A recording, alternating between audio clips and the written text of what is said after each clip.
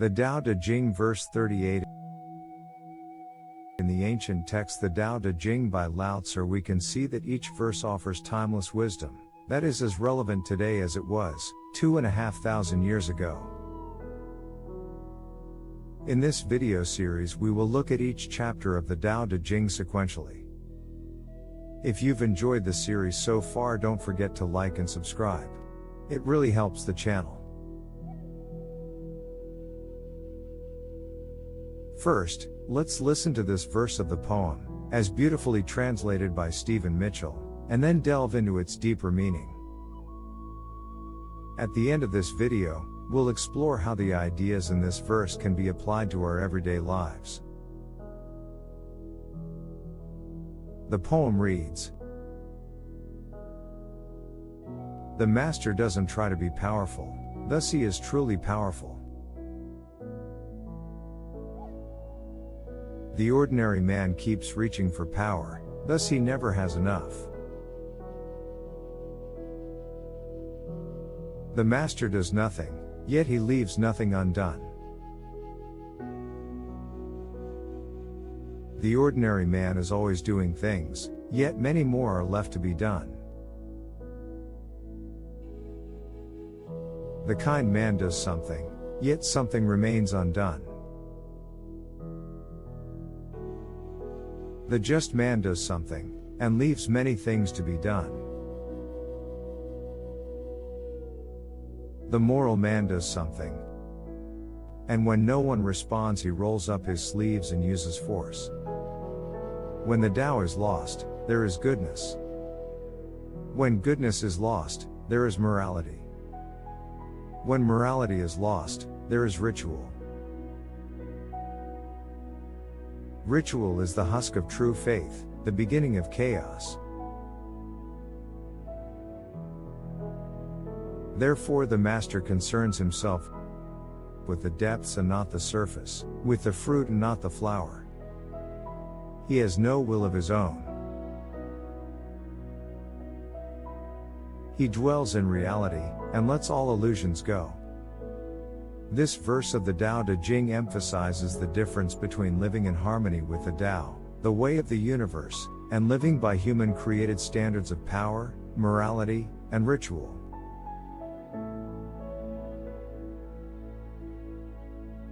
Here's a breakdown of the ideas. Power and effort. The master doesn't try to be powerful, thus he is truly powerful. The ordinary man keeps reaching for power, thus he never has enough. The master, or sage, exemplifies the Taoist principle of Wu Wei, or effortless action. He doesn't strive for power but endeavors to align with the natural flow of the universe. And this gives him true power. In contrast, the ordinary person constantly pursues external power, which keeps them in a state of dissatisfaction and struggle because they never feel they have enough control over events or the actions of others. Action and accomplishment. The master does nothing, yet he leaves nothing undone. The ordinary man is always doing things, yet many more are left to be done. The master accomplishes everything through non-action, which means aligning with the natural flow of life rather than forcing things. This paradoxical statement implies that true effectiveness comes from being in harmony with the Tao. On the other hand, the ordinary person, always busy and striving, is left with endless tasks and unfinished business because their actions are disconnected from this flow. Degrees of human virtue. This section critiques various levels of human virtue. The kind man does something, yet something remains undone. Kindness is good, but even with good intentions, not all things are resolved. The outcome of good intentions is not always what was intended. This is reminiscent of the expression, "The road to hell is paved with good intentions." The just man does something, and leaves many things to be done. Justice operates from a sense of fairness, but it can also lead to conflict and dissatisfaction. Look at our supposed justice system, which is fraught with tales of discrimination, despair and unfairness. The moral man does something, and when no one responds, he rolls up his sleeves and uses force.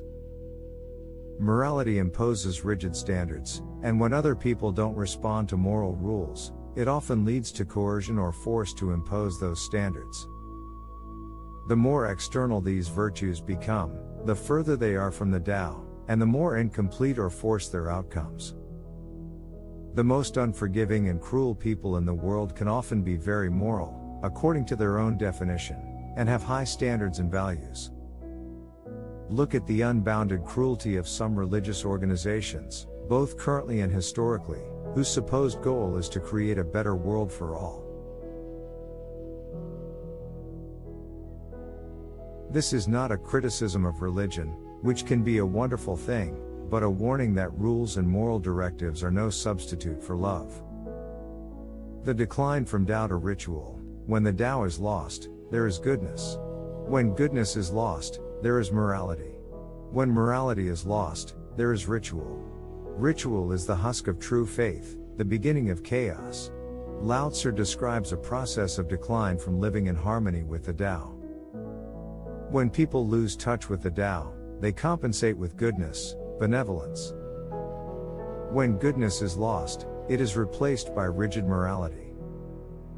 When morality decays, it is replaced by empty ritual, which is devoid of true meaning and connection to the Tao. Ritual, being merely a superficial shell, leads to disconnection and chaos, as it is a poor substitute for genuine virtue. Depth versus surface. Therefore the master concerns himself with the depths and not the surface, with the fruit and not the flower. The master focuses on what is essential and profound, fundamental truth, depth and fruit, rather than the external appearances of goodness or the superficial gestures of ritual, surface and flower. The metaphor of the flower suggests something beautiful, but transient and ultimately empty, while the fruit represents the essential essence of existence that nurtures, nourishes and endures. Living without will, he has no will of his own. He dwells in reality, and lets all illusions go. The master has transcended personal desires or agendas, no will of his own. He is fully attuned to the reality of the Tao, not caught in illusions of power, morality, or ritual. This freedom from illusion allows him to live in harmony with the universe, accepting things as they are.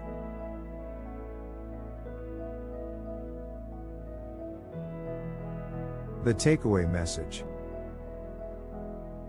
If you take one message from this verse, it is this: true power and harmony come from letting go of effort and aligning with the natural flow of life.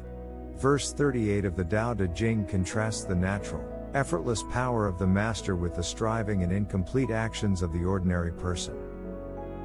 It highlights how genuine power and effectiveness come from aligning with the Tao, without ego-driven effort. As people lose touch with the Tao, they rely on lower forms of virtue, goodness, morality, and ritual, each one increasingly superficial and ineffective. The master, by focusing on the essence rather than appearances, lives in harmony with reality, letting go of illusions and personal desires. Applying these ideas in our everyday lives, the ideas from this verse encourage us, in our everyday lives, to let go of striving for control or power, recognizing that true strength comes from alignment with life's natural flow rather than from force. By embracing effortlessness and letting our actions arise naturally, we can accomplish more, with less stress and resistance. Rather than rigidly adhering to moral codes or external rules, we can focus on kindness and true justice without expecting perfect outcomes. Understanding that rituals and surface appearances are often distractions, we can prioritize depth, authenticity, and substance in our relationships and actions. Finally, by releasing attachment to personal desires and ego-driven goals, we can live more harmoniously, accepting the present moment and trusting the effervescent, natural and spontaneous unfolding of life.